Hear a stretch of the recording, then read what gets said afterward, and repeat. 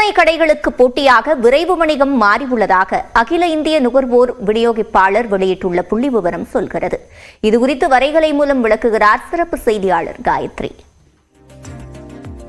வளர்ந்து வரக்கூடிய நவீன விரைவு வணிகம் அப்படிங்கிறது நாம பார்த்து பழகிய தெருமுனை கடைகளுக்கு போட்டியா மாறி இருக்குங்கிறத ஒரு புள்ளி விவரம் தற்போது தெளிவா வெளிப்படுத்துது. அந்த அடிப்படையில பார்த்தோம்னா இந்திய சில்லறை வணிகத்தோட முதுகெலும்பா இருக்கிறது அப்படிங்கறதே தெருமுனை கடைகள் தான்.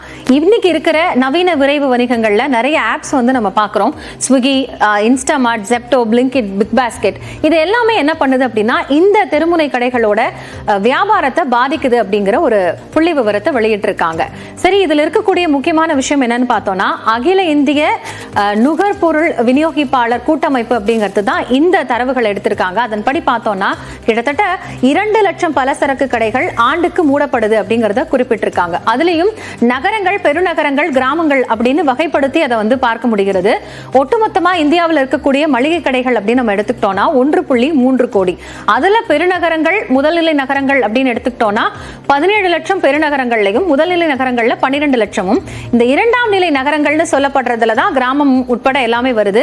அதுல பார்த்தோம்னா 1.01 கோடி மளிகை கடைகள் இருக்கு. அப்போ இதுக்கு அடுத்தபடியா நம்ம மிக முக்கியமான விஷயம்னு பார்த்தோம்னா இந்த நவீன விரைவு வணிகம் தெருமுனை கடைகளுக்கு இருக்கக்கூடிய சாதக பாதகங்கள். அப்படி அதிகபட்சமா இதுல இருக்கக்கூடிய மிக முக்கியமான அந்த அட்ராக்டிவான விஷயம் என்ன அப்படின்னா குறைந்தபட்சம் 20-30% தள்ளுபடியில விற்பனை செய்யறாங்க.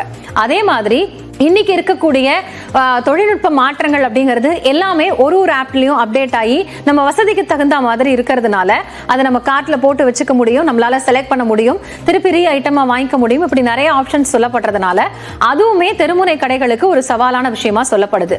அதே மாதிரி இந்த மாதிரியான ஒரு விஷயத்தை ஈக்குவலா ஹேண்டில் பண்ணோம்னா, அதாவது தெருமுனை கடைக்காரர்களும் இது மாதிரியான நவீன விரைவு வணிகத்துக்குள்ள வராங்க அப்படின்னா அப்போ இருக்கக்கூடிய வியாபார போட்டி அப்படிங்கிறது அதிகரிக்கக்கூடிய ஒரு சூழல் உருவாக்கும் அப்படின்னு சொல்லப்படுகிறது.